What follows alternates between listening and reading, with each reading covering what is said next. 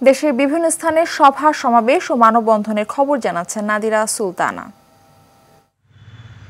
যশোরে বিপুল পরিমাণ Phensedyl, sari, cosmetics, মাদক উদ্ধার করেছে বিজিবি। জেলার শাসা উপজেলার আমরাখালী চেকপোস্ট সহ অন্যান্য এলাকায় অভিযান চালিয়ে প্রায় ১৩ লাখ টাকা মূল্যের এসব মালামাল জব্দ করা হয়। ৩১ দফা বাস্তবায়নে নড়াইলের লোহাগড়ায় বিএনপির গণজমায়েত ও আলোচনা সভা অনুষ্ঠিত হয়েছে। ছাত্রদলের প্রতিষ্ঠাবার্ষিকী উপলক্ষে শোভাযাত্রা ও সভা করা হয়েছে ব্রাহ্মণবাড়িয়ার আখাউড়ায়।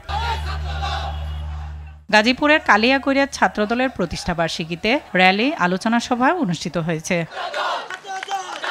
প্রতিষ্ঠাবার্ষিকী উপলক্ষে ময়মনসিংহ মহানগর ছাত্রদলের সমাজসেবা বিষয়ক সম্পাদক সাজিদ হোসেনের নেতৃত্বে র্যালি ও সমাবেশ অনুষ্ঠিত হয়। প্রতিষ্ঠাবার্ষিকী উপলক্ষে মেহেরপুরেও শোভাযাত্রা করেছে জেলা ছাত্রদল। ছাত্রদলের প্রতিষ্ঠাবার্ষিকী উপলক্ষে নোয়াখালীতে র্যালি ও ছাত্র সমাবেশ অনুষ্ঠিত হয়।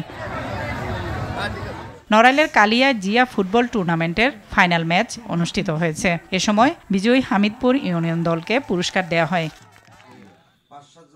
পিরোজপুরের কাউখালী উপজেলা ছাত্রদলের সাবেক সাহিত্য ও প্রকাশনা বিষয়ক সম্পাদক শহীদ তারিফুর রহমান অনুর শাহাদত বার্ষিকী উপলক্ষে শোকসভা ও দোয়ার আয়োজন করা হয়।